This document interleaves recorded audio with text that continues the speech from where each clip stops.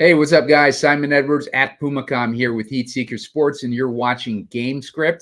And today's episode, we're going to be looking at the Tampa Bay Bucs versus the Detroit Lions.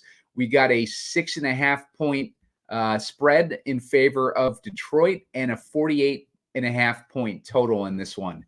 And this is going to be I think, closer game than that spread might indicate. Spread might have some different thoughts on that, but I'll get into that in a second. First, make sure to hit the like button. Looking for about 15 likes so I can put out a shorter video later on. Make sure to subscribe to the YouTube channel. We're almost at 500. We're at 430 right now. We're 70 away from that. And also, I'm running a promotion with Underdog, where if you sign up for a new account and you use the promo code SEEK, S-E-E-K, they're going to match you up to $100 on your first deposit. So make sure to go ahead and do that. And if you message me on Twitter at Pumacom, I have my DMs open, then I will hook you up with my rankings for this next round of playoff best ball. But Spread Astaire is joining me today. Spread is joining me on a lot of these Gamescript shows, and we've had some really good shows together and made some really good picks. So, Spread, what's going on, man? How are you doing today? Simon, I'm excited to be here and talking to you about the NFL playoffs. And we started talking. I said, we got to save this for the show. But what I was saying is I think one of the reasons the NFL playoffs captivate us, and baseball as well, but it's so much more unpredictable than the NBA playoffs.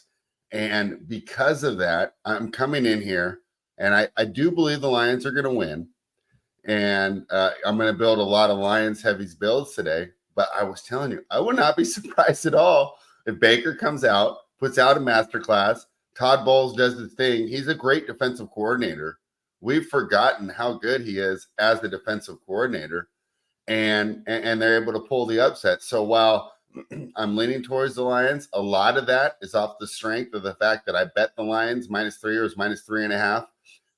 When Tampa Bay traveled earlier this season, they won 20-6. I watched the game. It felt like it could have been 35-6. Felt like it was one of the easiest bets of the year. You know, one of the quote unquote never in doubt. But as you said, these teams, especially the Buccaneers, have matured a lot since then.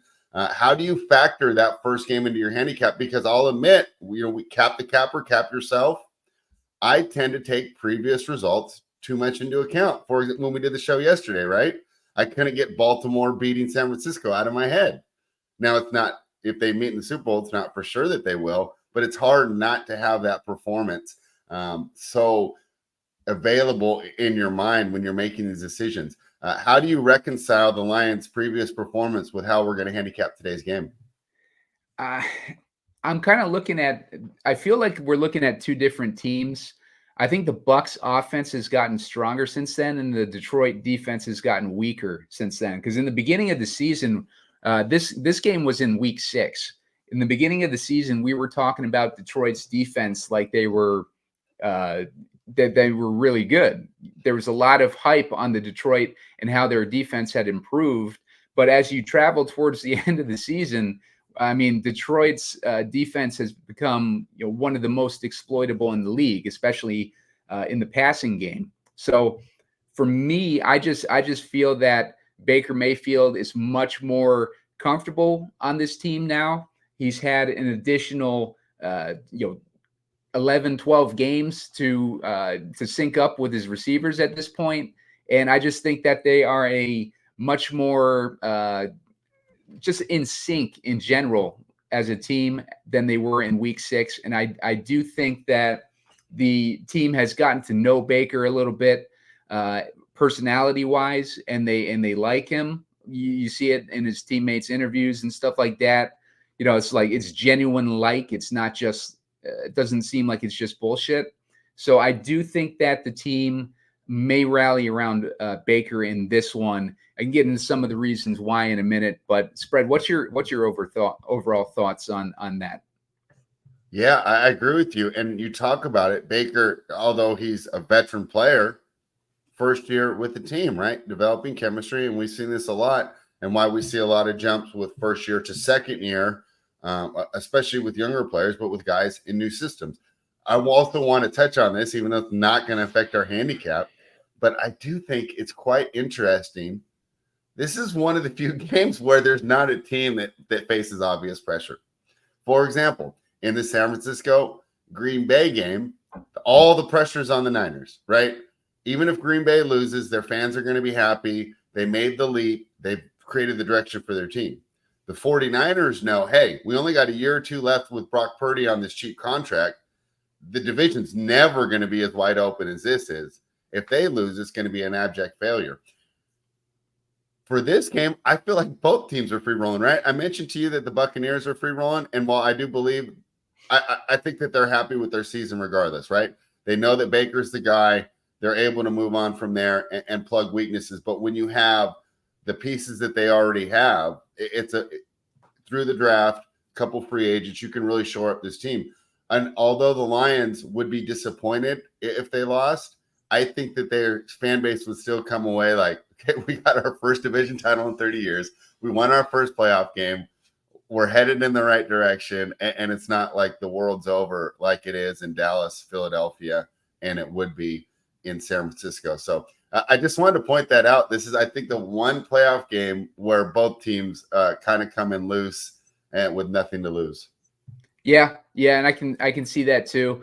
And I would add to that as well. I felt like last week when Detroit was playing at home against the Rams, first playoff game at home since the 90s. They hadn't won a playoff game since the 90s.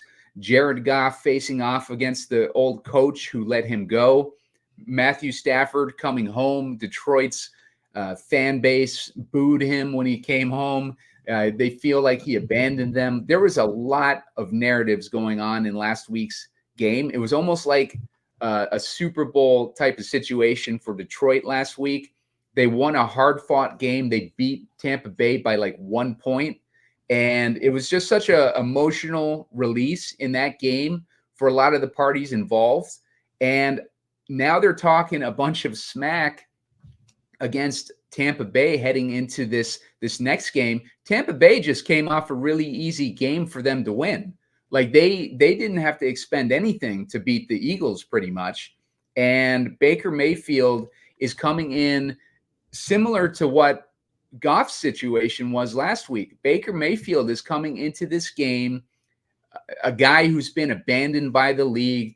Like the Browns gave him up for Deshaun Watson. He bounced around for a few teams. He went to Carolina. He couldn't even get the starting job there. Then he bounced to the Rams. He won a incredible like primetime game in his first game as a Ram. And everyone thought, oh, like that's, Baker Mayfield, it's a fluke or whatever. And then he ended up going to Tampa Bay where he is now, obviously. And he's had a pretty good season. He's kind of been the Baker Mayfield that we expected to see after his rookie year when he won that playoff game with the Browns. But keep in mind with Baker Mayfield, how many different coaches had that guy gone through? Like he's had so many different coaches, and then he lands in this Tampa Bay spot. It seems like he's settled in a little bit. Seems like he's comfortable with the coaching staff. Like they wanted him on that team. It's not like like a team that just added him or whatever. They wanted him on that team, and he has been performing above and beyond expectations. He comes into this week against the Lions, and the Lions are talking like they don't have like the Bucs don't have a quarterback, saying that the team would be good if they had a quarterback type of comments. And so you take Baker Mayfield, who has a massive chip on his shoulder already, and he's got a lot of firepower with weapons like Mike Evans and Chris Godwin and a decent run game. And, I just think that you're poking the bear when you start talking smack against a team that can come in with all sorts of, offensive firepower in the passing game where Detroit is at its weakest.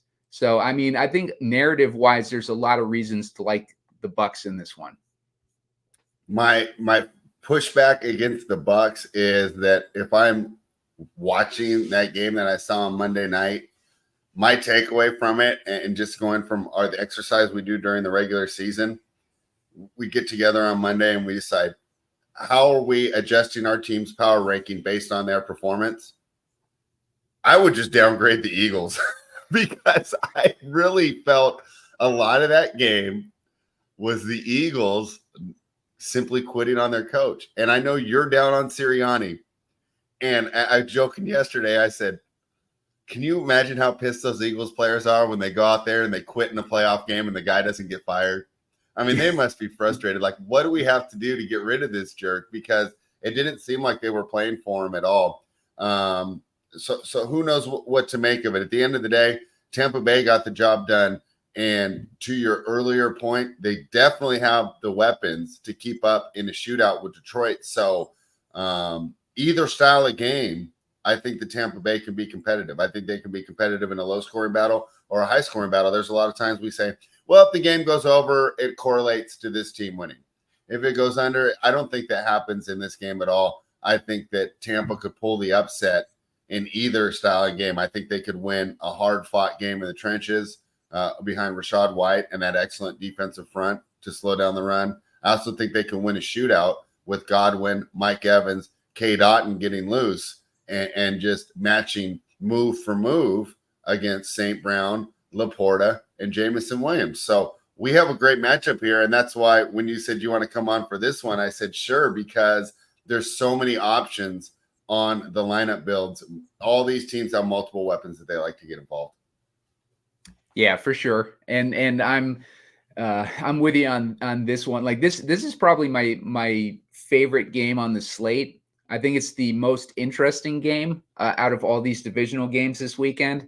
And, I think as far as what I'm looking for, for the playoff best ball that I've been playing and stuff like that. I've been looking for the team that is going to be ignored. The underdog that's going to be ignored. They have a really good shot at winning, and you can get them for cheap in underdog best ball, especially, but also in showdown situations, because a lot of the ownership is going to be 4-2 towards the Lions from what I'm seeing. So I think that we can easily get different by going 4-2 with Bucs builds. And I think that not only is that getting different, but it's a realistic outcome for a team with the type of weapons that Tampa Bay has. Spread. Yeah, I would agree. So you ready to dive right in? Do we want to start with the Lions build, or do you want to go with that Contrarian Buccaneers build? Let's go with the Lions build first, because just to give the audience an idea of what the field might be looking at, because I think those 4-2 Lions builds are going to be popular, and then we can get creative with our other builds. Sounds good. When we're looking at a Lions build, who's your favorite captain? I'd say Amon-Ra probably, even though he's expensive.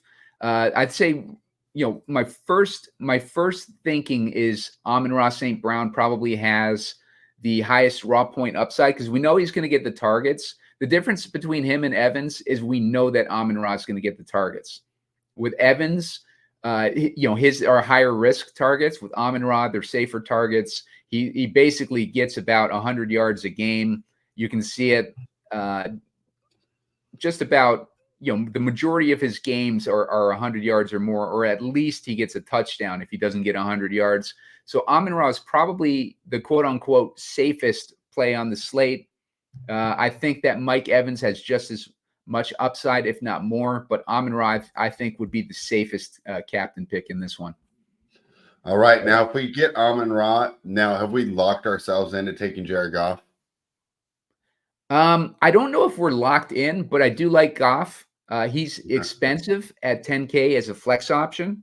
But what do you think there, Spread? I think you have to put him in there. And I actually like some captain builds with Goff too. Okay. Now, I know Bowles isn't super famous for it, but I wouldn't be surprised if maybe he lets some of those other guys get involved, knows the weaknesses of his pass game, refuses to give up the big play. That could open some things up for some of these other players, right? Which is where I think this gets interesting, right? Because we have Jameson Williams. What do you think? Do you think Khalif Raymond will be out there? I don't think so. Like, he hasn't practiced yet this week, from what I understand. But what do you think there, Spread? Yeah, I don't think so either. Yeah, And even if he does, would we even want to play him with all that uncertainty? probably not. Just because with Raymond out, I think all the extra work went to a split between Reynolds and Williams, and I'm looking at Williams. He's about twice as much as Khalif Raymond, but he's still relatively cheap given his upside. Just from tape wise, the kid's a fantastic player. Mm-hmm. I really think we talked about players coming into their own. I really think he might break out next year. It seems like he's really close here to getting there. Okay, so do we need a running back in here, or am I just spending too much money? Because I was thinking we've already spent a lot, maybe some David Montgomery, and hope that he gets the goal line touches. I'm 100% with you with this build that David Montgomery would be the running back that we'd want to target. And we know that Detroit likes to stick with the run game as much as they can. They got a tough matchup. Tampa Bay is only giving up 18.8 DraftKings points a game to running backs. So that's not a very good matchup for Montgomery. But if the game is going to be in hand, I think Montgomery would be the way that we want to go on this one. All right. So now we have 5-1 left. We're choosing one more line and then 2 to run back with. This is where we can't spend a lot of money, I believe, because I think we want to run it back with some of the higher priced Tampa Bay guys. This is where the ones I'm considering would be Jamison Williams or the Lions defense. Which way would you like to go here? I guess we could do the kicker too, but I don't really know if I want the kicker here. Yeah, no, I think the kicker is too volatile, Badgley. I think the Lions have gone through a few kickers, but I don't hate him, but I think the better option is what you said in Williams or the Lions. I'd lean Williams on that one though. All right, let's throw Williams in there and let's see how much money we have left. Now we have 5,600. Mm-hmm. I talked about him already. Cade Otton, what do you think? Cade Otton has a good matchup. It's not a fantastic matchup, but it's a middling matchup with Detroit giving up 12.1 DraftKings points a game to the tight end position. We saw a very similar matchup for Baker last week against Philly. Philly was only giving up like 12.4 DraftKings points, but the weakness was in the middle of the field, and we saw them exploit it with Otton last week. I wouldn't be surprised if they keep it going with Otton. All right. That leaves you with 6K left on that little build, which is an interesting range because really you're going to run with Josh Reynolds, McLaughlin, Badgley, a defense. I kind of like dumpster dive. I kind of like Trey Palmer in that situation as a slot receiver too. And if you want to go 4-2 Tampa, because Detroit's given up 24.8 DraftKings points a game to slots. And that was when I did the show last week, I recommended Trey Palmer in that one as well, just because same thing, there's the same matchup against Philly. Like they were giving up a bunch of points in the slot. I think Trey Palmer comes into that same situation. He got targeted last week a couple times. He ended up hitting that 56-yard touchdown. I think he's an option. I'd love to try to I do like Reynolds too, though. Like if you wanted to go 5-1s, I think that Reynolds makes a lot of sense. Okay. Yeah. Well, that gives you some options there to finish it off. All right. Do you want to start it again and run it with the Jared Goff at captain? Yeah, let's do it. Let's clear that out. We'll put Goff at captain. Oops. You want to go with Amon-Ra and Williams again? Yeah, I think so. Okay. Let's get Amon-Ra and Williams as our pass catchers. That's going to leave us with 6,500 per guy. All right. Hold on. I'm getting in there right. Oh, my gosh. I accidentally pulled up the Buffalo game. Because I entered that last one, and now I'm pulling it back up. But I guess I didn't specify the lines. Okay, so if we're starting there, I'll catch up real soon. If we're starting there, where else would you like to go? I think if we're going with Goff at the captain, it's because they're having to throw it a little bit more. So maybe we get a little bit more firepower on that run back, like maybe Evans or Godwin. Godwin has a questionable, limited at Thursday's walkthrough. It's probably knee restrictions due to a knee issue back in weeks 15 and 16. So, it seems like a maintenance thing, but something to keep an eye on with Chris Godwin. Makes me like Mike Evans even more, though. But yeah, at 10-2, that's a little bit pricey. But do you want to try Mike Evans? Yep. All right, let's get him in there. Leaves us with 4,700 per guy. All right, I'm gonna go to your screen. I keep running through here. So we're at 4,700. Mm-hmm. We pretty much want one more Tampa player and one more Bucs player. Now, I think this one's fun. Do we want to dumpster dive here? Because we didn't do that last time. We went kind of balanced and then get another high price guy. I think let's do that for an exercise just so people can see who we're talking about here on these lower levels. I think so if you want to go that cheap route, who are your favorite players here? I think Kokeft might be one of the guys. I feel like he gets, he's only gotten 2 targets all year though. Let's see. Let me take a look at these guys real quick. Khalif Raymond would be the guy, but he's, we don't know if he's going to play. If he doesn't play, that might make Peoples Jones more interesting. Jones had 2 targets a couple weeks ago. He's had targets scattered throughout. Well, he played with Cleveland for the beginning of the year. He's had targets scattered throughout the last few weeks, but he's kind of pricey for that 1K price point. We could look at, if we think that LaPorta is going to be in any way limited because of that leg brace that he's wearing, make Brock Wright a little bit more interesting, but he didn't get any targets last week. Yeah, and I remember we liked him, and that didn't work out for us at all. Yeah. Let's see. I don't know. Who are you seeing anyone down here spread that is interested? No, I just set up for the joke that I hope that CJ Gardner-Johnson's in our pool because that way he'll play Russell Gage. Yeah. He thinks Gage has been so good this year.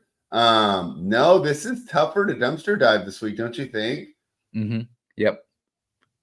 I think what's this Tompkins guy? Tompkins 1 target last week. I mean, he's been getting scattered targets, but not enough for upside. Yeah. Oh, you know what? Chase Edmonds is 2,400, but Chase Edmonds is interesting. Look at the carries that he's gotten recently. 7 attempts, 4 attempts, 3 attempts, 10 attempts. As far as targets, 2 targets, 1 target, 6 targets. So he had 6 targets versus New Orleans. He ended up with 10.6 DraftKings points that week. If I was going low, given the matchup, the difficulty that Rachaad White is going to have in this matchup, I do think that Edmonds might be a little bit interesting this week. Yeah. He didn't practice this week, but he did play last Sunday. So it seems like he's going to be good to go. 5 to 10 touches, even the past 4 games. Boy, I wish he was just a little cheaper. Don't you think he's just about priced right? Yeah, he's a little. I mean, I'm not against him, but I don't think he's this value that we need to slam in there. Yeah, maybe we went balanced for a reason here, Simon. Yeah, yep, yeah. We got David Moore as an option too at 2,800. He's the guy that got that 44-yard touchdown last week. Yeah. He did have one other decent week back in week 15 against Green Bay. Mm-hmm. So it wasn't a one-off last week. He's done it a couple times this year, but I think he's splitting work with Trey Palmer. So it makes either David Moore or Trey Palmer. David Moore is the cheaper guy, much cheaper for considering he's getting more work than Trey Palmer. So that makes David Moore interesting at 2,800. Yeah, just throw him in there. All right, let's get him in as a cheap guy. Leaves us with 6,600. LaPorta territory. Yeah. So if you wanted to go with that build, you'd have Goff in there with Amon-Ra, Jameson, and LaPorta. You're running it back basically with Evans, and we're punting with David Moore, hoping that David Moore ends up getting a decent amount of work this week, given the success he had last week. And like I said, he's an interesting guy. He was on the Seahawks for a while, and there was a few times in the preseason where he was getting hype. He's an athletic guy.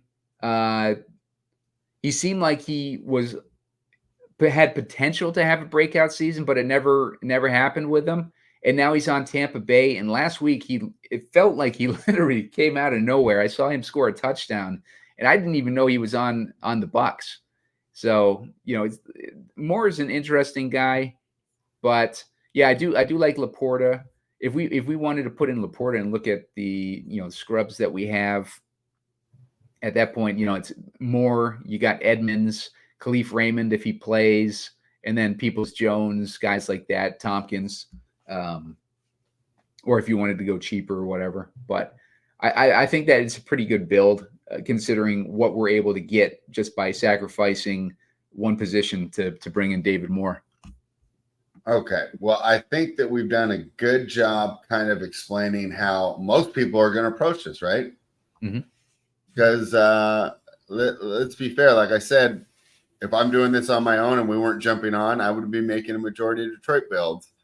And as a guy who makes a majority of my income sports betting and plays DFS for fun, I think that I do a good job representing right, what a lot of the casual people are going to do.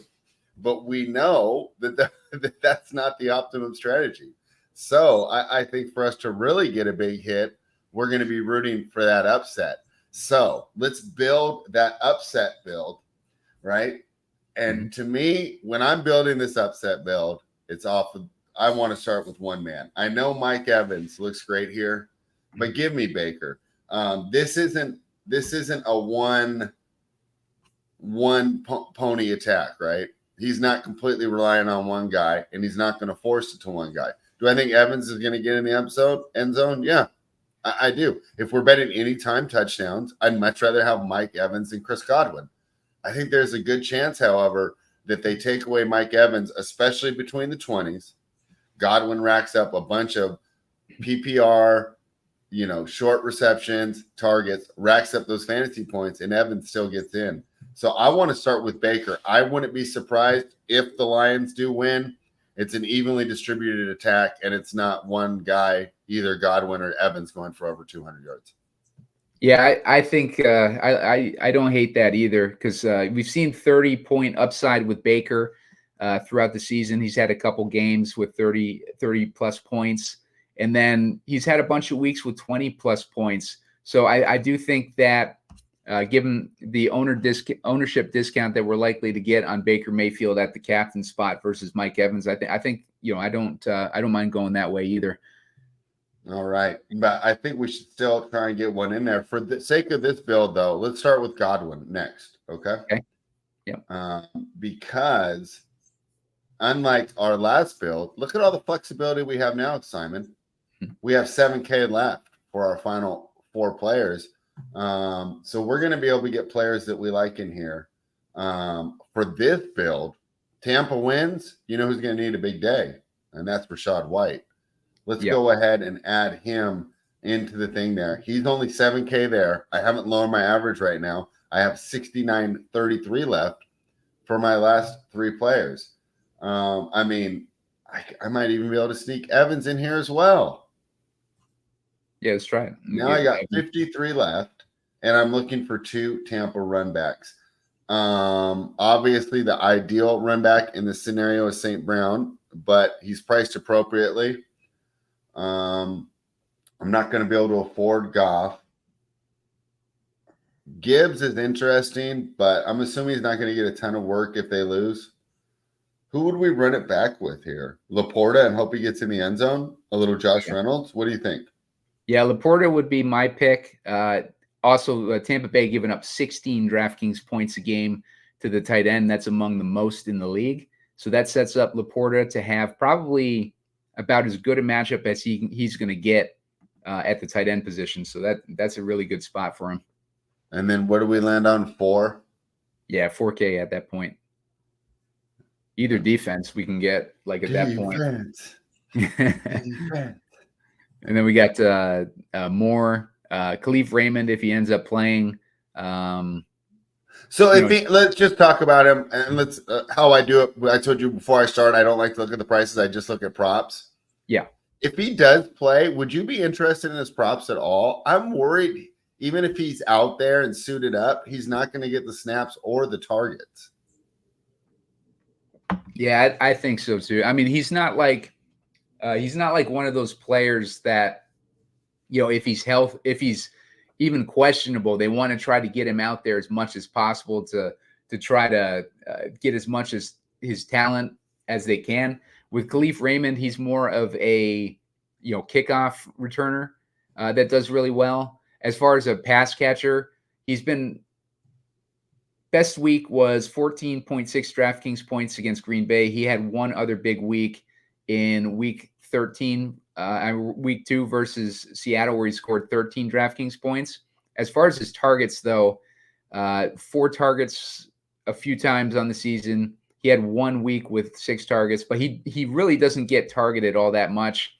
So he's not a must add into your player pool if he's. I'm fine kind of leaving him out. I mean, we say this before: we get burned, we got burned. And there's a couple of times on this show that it happened. I can't remember off the top of my head, but we left a guy out and we were messaging each other in the second quarter, like, oh, maybe we shouldn't have faded him. But you got to take these stands.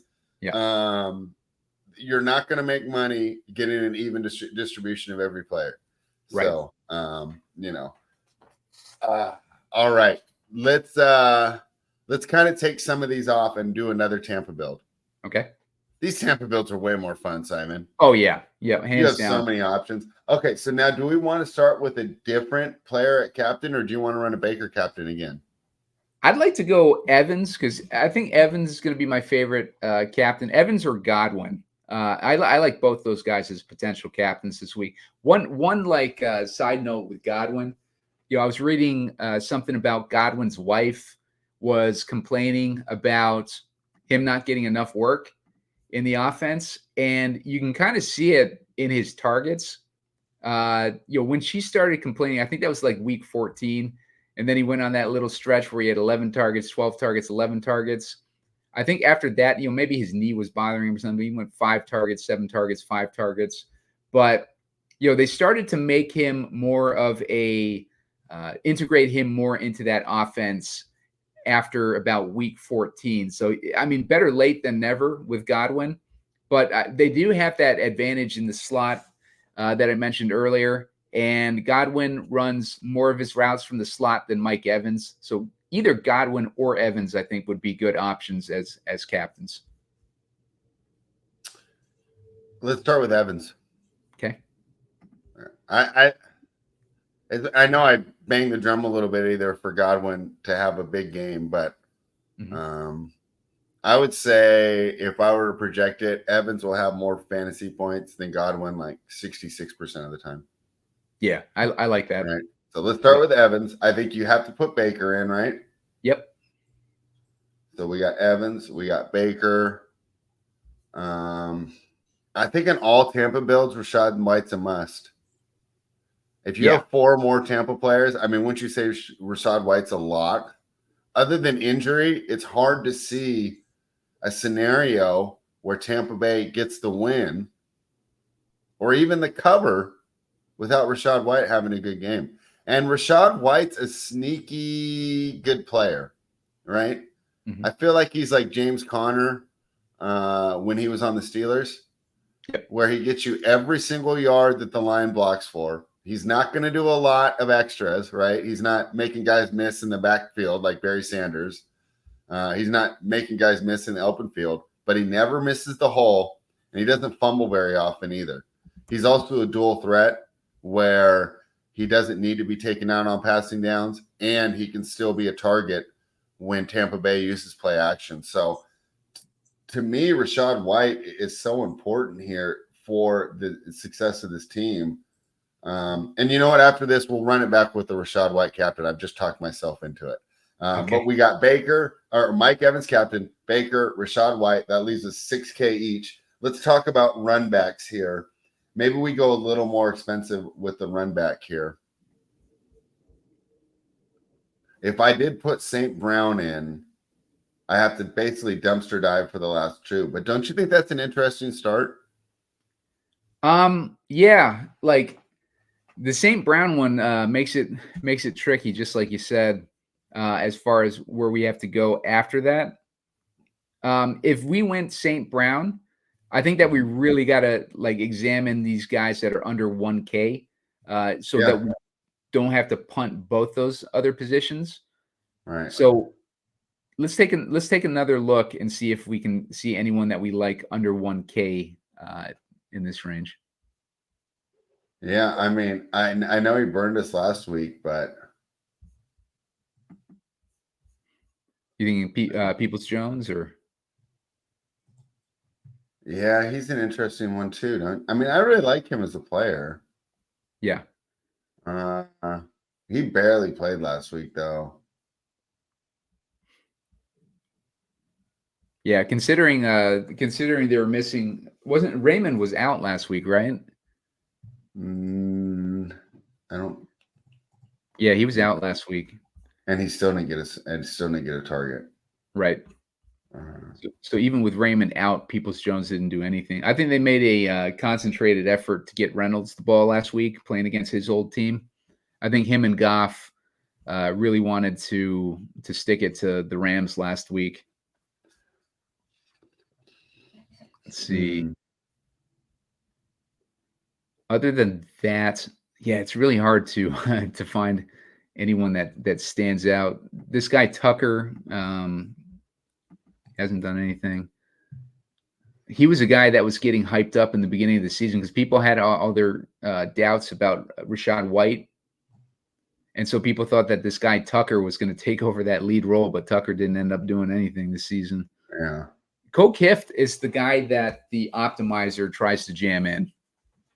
So if we wanted to try to go in that direction, another I wonder guy, why it likes him so much. I don't know. Like Payne, actually, I'm sorry, Payne Durham. Where's Payne Durham? He's at 300. Where is he? Well, he's a guy that the optimizer. Oh, here he is. He's a guy that the optimizer is trying to jam into. He's another tight end. He got one target last week. He's had a few games where he's had a target, but I mean, Payne Durham is a guy, not Bo Kift, that they're trying to jam in. But what do you think on Durham? And they're probably trying to get him in because he's gotten more targets. Yeah, and he seems to be taking advantage of them. Yep. All right. So let's say we put him in there. Leaves us with 6,600. That's going to put us 100 short of LaPorta. Oh, man. That's terrible because really we're spending down anyways. Let's take him out. You don't land anywhere good there. No. What do you think of going back to you talked about him earlier, some David Moore here? That leaves us at 3,900. I land right on a defense that I like. Yeah, I mean, for this build, that defense would make a lot of sense. And, maybe they come out all fired up and the Lions are sleepwalking through it because, the Lions coaches are already talking about like they won this game and they only have a couple games left. So, that Tampa Bay is going to be fired up in this one, man. Like Tampa Bay is going to be fired up in this game. Yeah, I mean, one thing, they're always fired up for these games. So I kind of feel that in the playoffs, bulletin board material is overrated.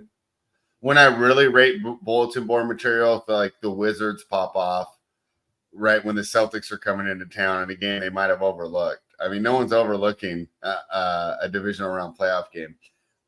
Let's take St. Brown out of this build. I think that I got a little bit too greedy there. let's look for more appropriate run backs because one of those guys could hit, but I don't have a good feel for it. Do you like Jahmyr Gibbs as a run back? I don't like the matchup necessarily, but I do like that. I do like Gibbs's involvement, and I do think that he would get he would be the guy if they're trailing that we would want as far as the running back on Detroit. So let's put Gibbs in there. We know he's got the upside. You know who another run back that I kind of like when we're being budget conscious is Josh Reynolds. I like him too as a run back. Let's get him in there too. So you want him instead of Gibbs, you're saying, or in addition to? Let's do both. And then we spent a lot on our run back here. Where does that leave us at? Bucs D. Okay. Yeah. It's not the worst place to land, right? Especially if we're fading all their top guys. So Bucs D makes a lot of sense there. Yeah. Yeah. So that's one way. You get a 4-2 Tampa build if you go in that direction. We can clear it off and maybe try Godwin as a captain. Yeah, let's do that right now. Okay. So we get cheap Godwin. We want to have Baker in there. And I think this one we get Amon-Ra in there. Great. Cool. And that leaves us with 5,900 per guy. And we're so much that's the difference here in this build.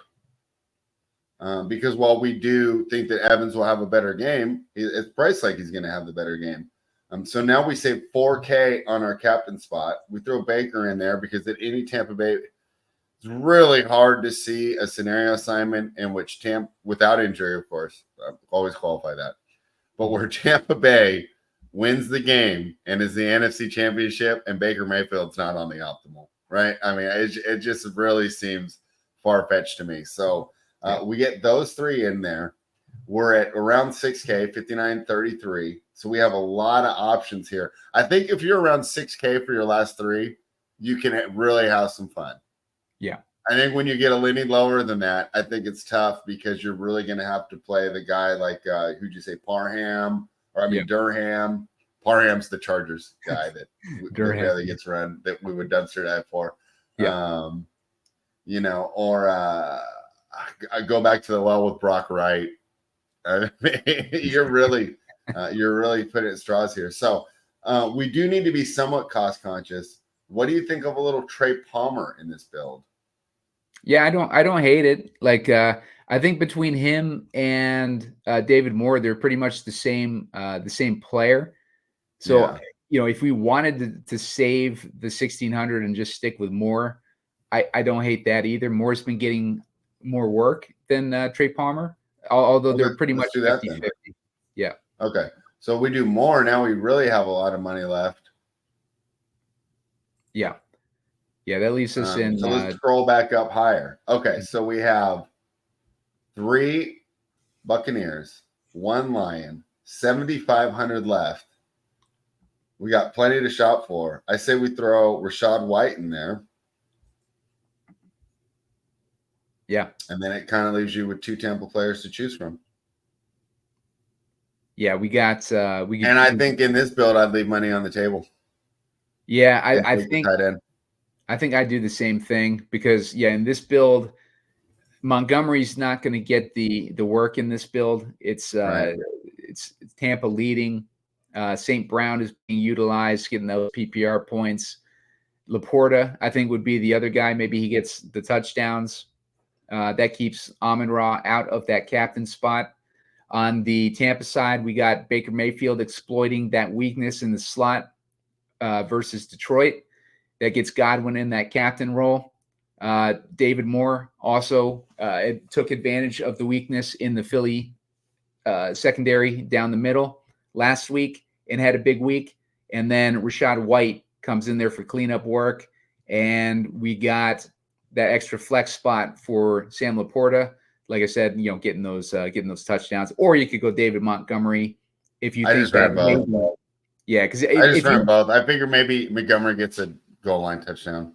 Yeah, because I mean this could be this build could also be a Detroit wins build because we can have Amon-Ra having a big game. We can have Montgomery having a big game. And then we can have all those Tampa guys playing from behind. Godwin makes sense in the captain because he's getting a ton of PPR work in addition to, the main guy scoring on the Tampa side. It's a close game.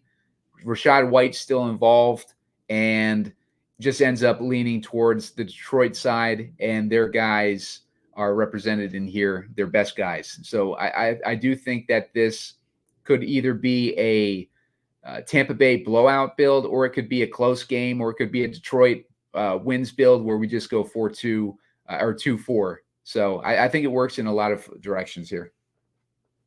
All right. Do you want to knock out a Rachaad White captain, and then we'll call it? Yeah, let's do it. I really like this Rachaad White captain. While you were breaking that down, I just built one real quick. Nice. You got plenty of options when you do this. So let's dive right in. So you throw White in the captain spot. And like I said before, these Baker's pretty much a lock if we're building a Buccaneers build. But yeah, 9,600 for his upside. Yeah. Do you want to run it back with Goff this time instead of St. Brown? Yeah, we do that. Yeah, money. All right. So we got Goff. He's spreading it around. I think we have to have LaPorta if we're having Goff, because if we have Goff, then we want at least one of his best pass catchers. Excellent. And we can't afford we could, but I'd rather be in this range. So now with those four, we've got our 2 Detroit out of the way. We can go any way we want. I mean, there's no rule that says we can't go 3-3. Yeah. Right? Last game was 24-23 or something, right? I mean, 23-20, whatever it was. I mean, because in that showdown we did, Simon, my Rams builds were the ones that cashed for me, even though they lost the game. Yeah. So, right? You don't necessarily have to pick the winner, right? Exactly. Yep. Okay. So 6,500 left. We can go anywhere. What are you thinking? I think we got to give Baker a pass catcher, because otherwise, Baker, we can't justify having him in the lineup. Okay. So I think we can put in Godwin. That leaves us at 5,400, and that puts us in Reynolds territory, which would justify, Goff having 2 pass catchers. Or we could go Otten and give Baker another. I kind of like Otten, but maybe I'll build them both. Yeah. But if you had to choose one, I think I would choose Otten. Yeah. And you like this build. And this is the type of build where you use this as your core, and then you're rotating Reynolds, Otten, McLaughlin, and Badgley. Rotate all those guys, and Jameson. Rotate him in there too. We've been kind of neglecting Jameson a little bit here. Yeah, we have, haven't we? Maybe let's put in him over LaPorta, because if Goff is throwing bombs to Jameson, that helps Goff get in there with less pass catchers. That leaves us 7,800. It gives you the option of Montgomery, at least, if you didn't want to go with LaPorta there. Montgomery's not bad if we're building comes down to the final possession, most exciting game of the week build. Yeah. Right? And it's an even game, 28-27, something like that. Yep. That gives you a 3-3 too. Yeah. Great. Look at all these options we have. Yep. What a fun showdown slate this one is. Yeah, I really like going the Tampa route. Like, if you're building your lineups, make sure not to neglect those Tampa players. I know a lot of the optimizers might push you towards a majority of 4-2 Detroit builds, but just keep in mind, don't write off Tampa Bay in this game. This is a dangerous game for the Lions. They're playing at home. They just won a playoff game. They're cocky as hell right now, and it could bite them in the ass pretty easily. And Tampa is not a team this year to just write off, I don't think. Yeah, I think so too. And if anything, I learned my lesson last week, not to write off these lower seeded teams or these teams that I thought had an easy schedule getting in there. Because look at what Green Bay did to Dallas. I mean, what an upset, what an exciting story. for those fans up in Wisconsin. So could be a battle of the Bay, right? Part 2. Back in the day, for me, it was when the A's played the Giants, but maybe it'll be a battle of the Bay here in the NFC Championship if we got 2 upsets here this weekend. Yeah, and keep in mind too that with these Bucs, they fought hard to make it in the playoffs. Like their playoffs weren't decided until the final week of the season, so they fought hard to get there. And then they had a matchup against the Eagles. They took out who at the beginning of the year was one of the Super Bowl favorites. They took out the Eagles last week. They had an easy time doing it. So they're coming in a lot more relaxed, rested than the Lions. The Lions, I think, have all the pressure on them compared to Tampa Bay, as far as the Lions were a, like not a hyped team, but yeah, I mean, they got a decent amount of hype coming into the season to go far this year, and they've had their taste of playoff success. They did it in front of their home crowd, and now they might be too comfortable. So don't rule out a Tampa underdog play here. Yeah, I think they're alive too. So maybe my fault is that I'm just looking too much into that 20-6 win earlier in the year. But hey, zigzag works in basketball. Will it happen this week in the NFL? In fact, if they were division opponents, it's a kind of a good bet. But the fact that they're not, I'm really curious to see how this game turns out. One thing I'd like to predict, though, Simon, I think there will be more points than the last meeting. Yes, I agree with that for sure. At over 26. Yeah, I think so too. Exactly.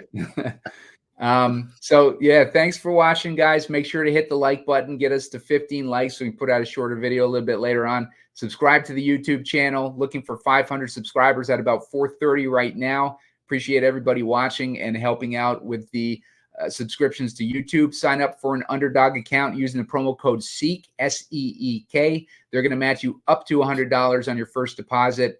And hit me up on Twitter at Pumacom, and I will send you my rankings on top of that. At Pumacom, my direct messages are open. Spread, where can they find you and where can they find your content? At Spread Astaire on social media, and I'll be pumping out content all weekend long. I like it. All right, guys, we will see you next time. Thanks for watching.